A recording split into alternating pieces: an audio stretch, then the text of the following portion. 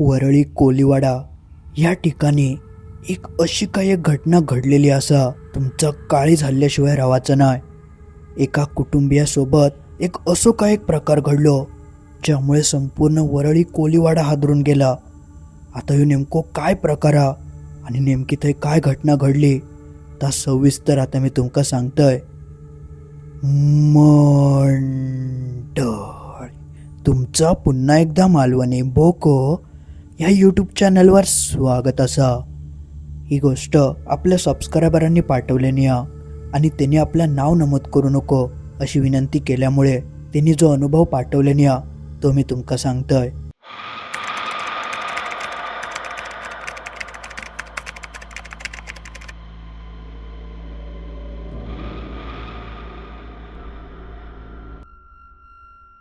ही गोष्ट वरळी कोलीवाडा या ठिकाणी घडली होती.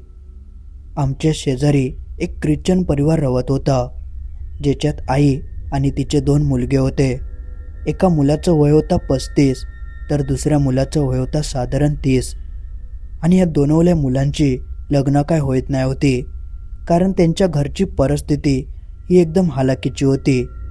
त्या दोनवल्या मुलांची आई ही वांद्रा या ठिकाणी घरकाम करूक जायची आणि हे दोनवले मुलगे शेजारच्याच एका बोटीवर मच्छीमारांका हेल्पर म्हणून काम करायचे, ज्यांका त्यांच्या भाषेत खपणारा असं म्हणतात. तर साधारण सकाळची ती आई वांद्र्यात घरकाम करूक जायची आणि हे दोनवले मुलगे बाजूच्याच बोटीवर मच्छीमारांका हेल्पर म्हणून जायचे. असो काहीसो ह्या तिघांचो दिनक्रम होतो. आता ह्यातलो जो लहान मुलगा होतो ज्याचं वय 30 होता तो ज्या बोटीवर जायचो त्या बोटीचे जे मालक होते त्यांच्या घरात एक आजी आणि तिचे 2 मुलगे राहायचे. त्या दोघांचं लग्न झालेला आणि दोनवले सुना त्या घरात एकत्र राहत होते. पण त्यांच्या मोठ्या सुनेक मूलबाळ काय होत नाही होता. पण दिसाक मात्र ती खूप सुंदर आणि शिक्षणसुद्धा तिचं बराच झाला होता. टाटाच्या कंपनीत ती CA होती आणि बारकी सून मात्र काही काम करायची नाही. पण तिका मात्र एक मुलगो आणि एक मुलगी होती. पण मोठ्या सुनेक मात्र मूलबाळ होत नाही होता, ज्यामुळे तिच्या घरचे तिचं खूप रागराग करत होते. तिका काय काय सुनवायचे. पैसो अडको जरी ती कमवत असली आणि दिसाक सुंदर असली तरी तू आमका मूलबाळ देऊ शकत नाही असा बोलान तिका हिनवायचे. पण एक दिवशी ह्या सगळ्या कंटाळान त्या मोठ्या सुनेन राहत्याच घरात गळपास लावून घेतल्यान आणि ही गोष्ट इतकी धक्कादायक होती की त्यांचं संपूर्ण कुटुंबच हादरून गेला. साधारण एप्रिल 2026 मध्ये हे सगळं प्रकार घडलो होतो. त्यांच्या घरातल्या मोठ्या सुनेन गळपास लावून घेतल्यामुळे सगळ्या आजूबाजूची घरासुद्धा हादरान गेली होती. मग सगळेजण म्हणाक लागले की काय नेमको प्रकार होतो. तेव्हा घरच्यांनी सांगितल्याने की तिका मानसिक धक्को बसलो होतो मूलबाळ होत नसल्यामुळे. तिने या सगळं अचानकच केल्यान आणि आमका कोणाक कळाक देऊक नाही, ज्यामुळे सगळ्यांका वाटलं की तिने आत्महत्याच केल्या नसावी. मग लगेचच तिचे सगळे विधी पार पडले. 12 व 13 पूर्ण झाला आणि सगळा काही एकदम व्यवस्थित पार पडला. पण या सगळं अचानक घडल्यामुळे त्यांचं मच्छीमारीचा जो धंदा होतो तो पूर्णपणे थांबलेलो, बंद झालेलो, ज्यामुळे त्यांका काय करू गावत नाही होता. आणि ते एप्रिल-मे महिन्याचे दिवस म्हणजे कोळी लोकांसाठी खूप महत्त्वाचे असतात. त्यावेळी कोळी लोक मासे मोठ्या प्रमाणात पकडून ते वर आणून सुकवतात, जेणेकरून पावसात चांगली सोय करू येता. सुकी मच्छी ही मोठ्या महागड्या दरात जाता, ज्यामुळे ह्या दिवसांमध्ये काम बंद करून सहसा कोळी लोकांका जमत नाही. ज्यामुळे तिचा 12 व 13 जेव्हा पूर्ण झाला, सगळे विधी पार पडले, तेव्हा मग त्यांच्या घरच्यांनी परत आपल्या मच्छीमारी सुरू केल्याने आणि ह्या 10-12 दिवसात त्यांचं जे काम राहिला होता ते आता पूर्ण करूचा तर असल्यामुळे त्यांनी जे आपले हेल्पर होते त्यांका पहाटेच बोलवून घेऊक सुरुवात केल्याने. म्हणजे नेहमी 8-9 वाजेसर सगळे यायचे, पण या 12 दिवसात कोणीच काय करूक नसल्यामुळे त्यांका पहाटेच बोलवून घेतल्याने. आणि मी पहिली तुमका जी गोष्ट सांगितलं ज्याच्यात 2 भाव होते आणि लहान भाव यांच्याच बोटीवर कामाक जायचो, तर तो आपलं मुलगो पहाटे 3च्या दरम्यान ह्याच्या घराकडे जाऊक निघालो कारण त्यांनी लवकर सगळ्या कामगारांका बोलवल्याने होता. पण ह्यो जसो त्या बंदरावर जाऊन पोचता आणि त्यांच्या घराच्या जवळ जाता तेवढ्यात त्या मुलाक त्यांच्या घराच्या बाहेर कोणतरी एक बाई दिसली. हेका वाटला की घरचे सगळेजण उठले असतील, कारण कामं वगैरे करूचे असतात. आणि कोळी लोकांचं तर तुमका माहिती आहे, सगळे मासे वगैरे पकडण्याचं काम या पुरुषांचं असतं. आणि सगळे पकडलेले मासे सुकवणे, ते व्यवस्थित ठेवणे या सगळा महिला वर्ग करता. तर ह्या हेल्पर का आपला वाटला की अशीच कोणतरी घरातली बाई असतली जी लवकर उठान कामाक वगैरे लागली. पण जेव्हा तिने नीट निरखून बघितल्यान तर ती त्यांच्या घराच्या खिडकीच्या बाहेर उभी होती आणि आतमध्ये डोकावून कोणाक तरी बघत होती. तिची ती हालचाल बघून एका जरा विचित्र वाटलं, कारण घरातली बाई अशी खिडकीतून आतमध्ये कशाक डोकावतली. म्हणून तो हेल्पर त्या खिडकीच्या जवळ गेलो आणि जसं तो जवळ जाऊन बघता तेव्हा त्यांनी त्या बाईक स्पष्ट बघितल्यान ती एकदम खिडकीच्या जवळ होती आणि आतमध्ये हळूहळू डोकावून बघत होती. आणि जेव्हा त्यांनी त्या बाईचं चेहरा बघितल्यान तेव्हा तर ह्यो संपूर्ण घामान भिजलो. ह्याचे हातपाय थरथर कापाक लागले, कारण तो त्या बोटीवर खूप वर्षांपासून काम करायचो. त्याका घरातले सगळे माहिती, ज्यामुळे त्याका अजिबात वेळ लागक नाही की ती बाई कोण आती ओळखाक. ती बाई त्यांच्याच घरातली मोठी सून होती, जिचं हालीच 10-12 दिवसांपूर्वी मृत्यू झालो होतं. मग ही बाहेर कशी काय हा बघून ह्याचे हातपाय पूर्ण गळसांडले. काय करूचं कळत नाही होतं. असं कसं काय शक्य ते का आपल्या डोळ्यांवर विश्वासच बसत नाही होतो. संपूर्ण घामान लतपत आणि ता सगळा बघून त्याची तर एक क्षणसुद्धा थांबाची हिंमतच झाली नाही. तो जीव घेऊन तैसून पळालो आणि सरळ बोमटे मारत आपल्या घराकडे पोचलो. घराकडे येताच घरचे म्हणाले, अरे झाला काय. याची ती अवस्था बघून घरचे घाबरले. पूर्ण घामान भिजलेलो, त्याची बोबडी पूर्ण वळली होती, हात पाय थरथरत होते. घरच्यांका कळाला की काहीतरी भयंकर प्रकार याच्यासोबत घडलो. म्हणून त्याच्या आईन त्याला विचारले, अरे झाला काय. तेव्हा घाबरत घाबरत त्यांनी सगळं प्रकार आपल्या आईक सांगितल्यान एका क्षणासाठी आई खराच वाटत नाही होता. पण आपल्या मुलाची ती अवस्था बघून तिका कळाला की नक्कीच काहीतरी असं घडला असतला. म्हणून तिने आपल्या मुलाक सांगितल्यान की तू आता झोप, काय घाबरा नको, मी त्यांका फोन करून सांगतोय. शेवटी मग जशी सकाळ झाली तेव्हा त्या मुलाच्या आईन त्या बोटीवाल्यांका फोन लावल्यान आणि सांगितल्यान की माझं मुलगो आज काय तुमच्याकडे येऊचो नाही कामाक, तेका बरा नाही असं काहीसं ती म्हणाक लागली. पण 10-12 दिवस काम थांबल्यामुळे त्यांका अशी सुट्टी वगैरे घेतलेला जमणार नाही होता. म्हणून ते म्हणाक लागले, अशी कशी त्याने सुट्टी घेतल्यान, खूप कामा पडली आहेत.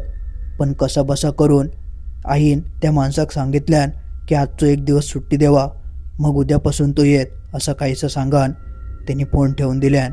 आणि मग ती सकाळी तेका काहीतरी खाऊक वगैरे देऊन ती आपली घरकामासाठी बांद्राक निघान गेली. पण तिचं मुलगो मात्र घराकडेच झोपलो होतो. मग त्यानंतर दुपारी त्याची ती आई काम वगैरे आटपून लवकरच घराकडे येली. घराकडे येऊन बघता तर तिचं तो लहान मुलगो अजूनही तसंच झोपान होतो. त्या बघून ती घाबरली आणि जशी ती त्याच्याकडे जाता आणि ते उठक बघता तर तो गडबडान उठलो आणि अचानक काहीतरी बडबड करूक लागलो. तेका तापसुद्धा मरणाचं इलो होतं. त्याची ती अवस्था बघून आई काय सुधरतच नाही होता. मग तिने लगेचच शेजारच्या काकीक सांगितल्यान आणि मग त्या दोघांनी मिळून त्यांनी डॉक्टरांकडे नेल्यानी आणि मग डॉक्टरांनी त्याका तपासून औषध पाणी वगैरे केल्यानी आणि संध्याकाळी ते त्या मुलाक घराकडे घेऊन इले. तोपर्यंत तिचा जो मोठो मुलगा होतो, म्हणजे त्या मुलाचा मोठो भाव, तो दुसऱ्या बोटीवर कामावर जायचो. तो आपलं काम आटपून संध्याकाळी घराकडे इलो. घराकडे येऊन बघता तर आपल्या लहान भावाची अशी काहीशी अवस्था झाली होती. शेवटी मग आईन तेका सगळं घडलेलो प्रकार सांगितल्यान तर ऐकान तेका खराच वाटत नाही होता. असं कसं काय होऊ शकता, ह्याने कोणाक तरी दुसऱ्याक बघितल्या नसत आणि एका भास वगैरे झालो असतलो. म्हणून तो आपल्या लहान भावाक समजावूक लागलो की तुझं भास झालो असत, इतकं कसलो घाबरतं, असं होणं शक्य नाही. असं काहीसा करून त्यांनी तेका कसं तरी शांत केल्याने आणि औषध वगैरे देऊन त्याचं ताप वगैरे हळूहळू कमी होऊ लागलो. पण त्याच दिवशी रात्री परत त्याच्यासोबत तसाच काहीसा घडला. तो असं झोपेसून उठलो आणि वेड्यासारखं बडबड करूक लागलो आणि आपल्या आईक आणि भावाक सांगाक लागलो की नाही, तीच बाई हाती, मी तिका स्पष्ट बघितलंय. बघता बघता असेच दिवस जाऊक लागले आणि तो काय कामावर जाऊक नाही. 10-12 दिवस तो घरातच वेड्यासारखं बडबड करत राहायचो, ज्यामुळे आजूबाजूचे शेजारी सुद्धा त्यांच्या घराच्या बाहेरून जाऊ घाबरत होते. अशी काहीशी परिस्थिती त्यांच्यावर येत असं त्यांनी कधीच विचार करूक नाही होतो. शेवटी मग त्या मुलाच्या आईन ज्या ठिकाणी ती कामावर जायची थंय आपल्या तिने सांगितल्यान की असं असं माझ्या मुलासोबत होता. तो असं वेड्यासारखं बडबडता रात्रीचो अचानक घाबरान उठता. ता सगळं ऐकान ती ज्या ठिकाणी कामावर जायत होती थंयचोच एक माणूस तिका म्हणालो की तुम्ही एक काम करा, वांद्रे माउंट मेरीकडे एक चर्च असा थंय तेका घेऊन जावा आणि त्याच्या फादरांका दाखवा आणि हो सगळो प्रकार सुद्धा तेंका सांगा. ज्यामुळे मग त्या मुलाच्या आईन संध्याकाळी घराकडे इल्यावर आपल्या मोठ्या मुलाक सांगितल्यान की असं असं माका मी जय काम करूक जायचंय. त्याचे काका म्हणाले मग आपण तेका एकदा घेऊन जाऊया.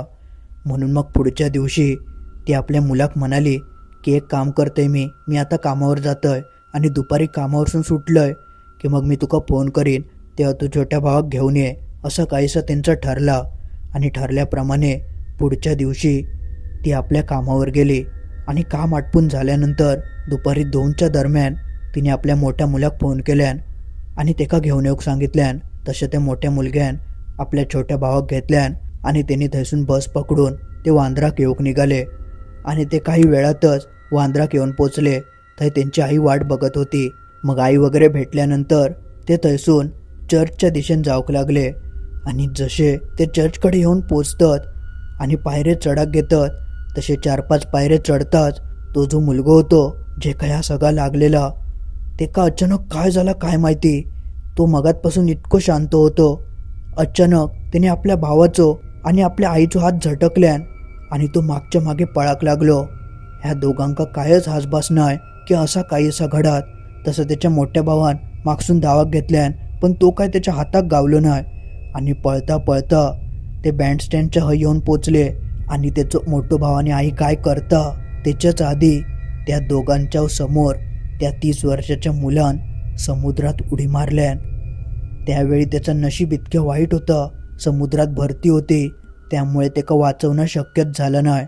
जसं तो उडी मारता तसं काही लाटांमध्ये गायब झालो. मग लगेचच पोलिसांक वगैरे बोलावण्यात दिला. पोलिसांनी तातडीन लगेच तपास कार्य सुरू केल्याने पण त्याचं काय पत्तोच लागलो नाही आणि जवळजवळ 8 दिवसानंतर त्याची बॉडी वरळीच्या बंदराक लागली. तेव्हा त्याचं चेहरा पूर्णपणे खराब झालं होतं.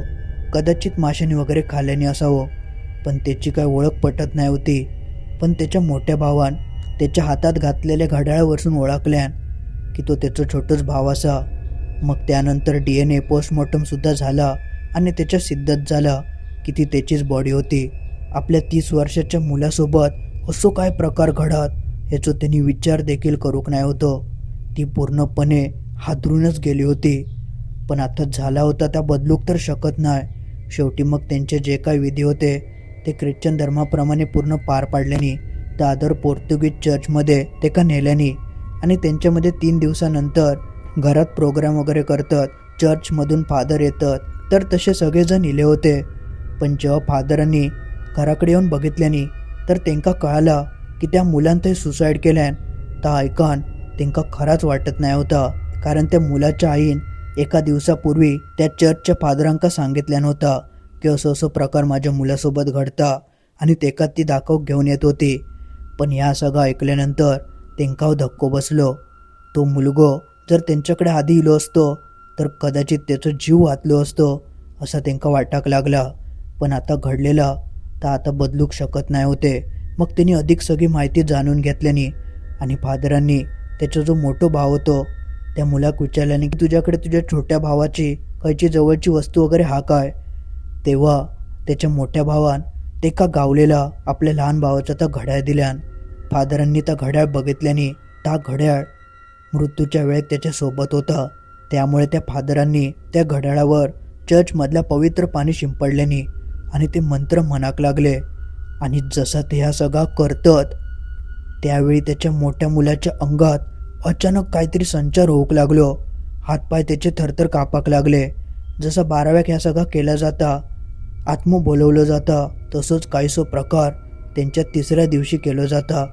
तर तेव्हा ता सगळा घडला आणि त्या मुलान त्याच्याच मोठ्या भावाच्या अंगात येऊन सगळ्या घटनाची कबुली दिल्यान.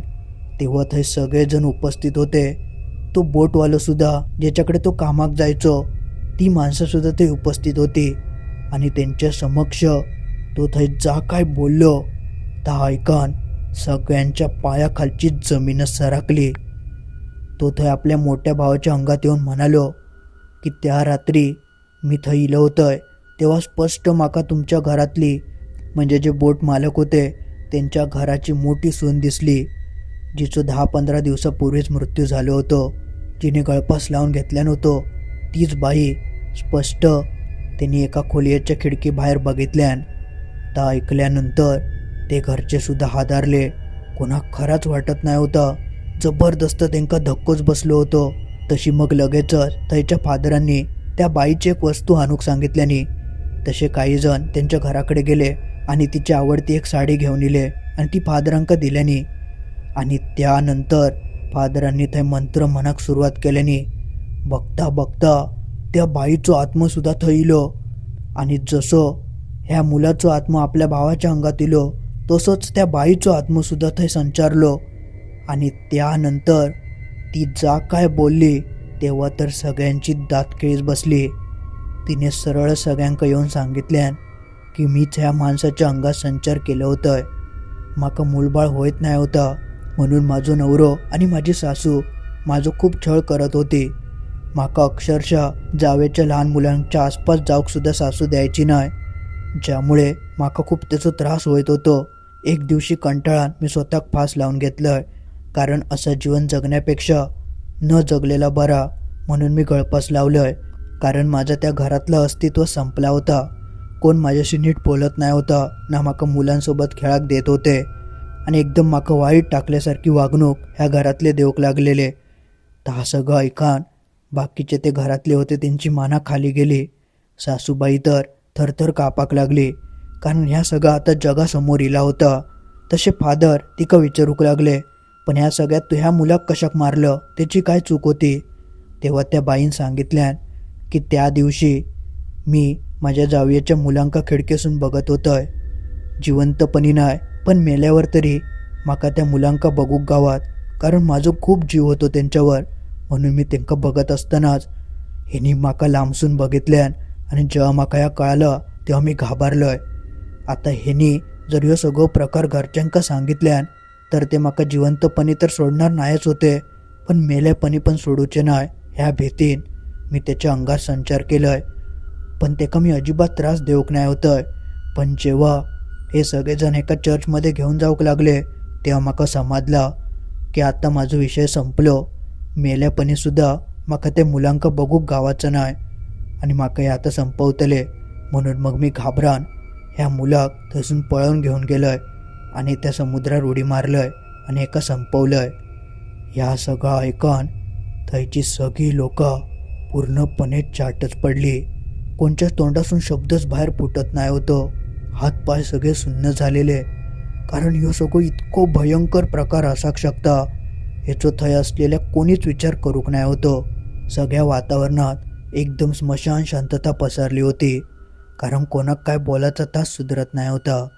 शेवटी मग काही वेळान फादरांनी त्या बाईक सांगितल्याने की तुझ्यासोबत जा काय झाला तर चुकीचाच होता, पण तू सुद्धा जा काय केलं, एका निष्पाप मुलाचं तू जीव घेतलं तासुद्धा खूप चुकीचाच होता.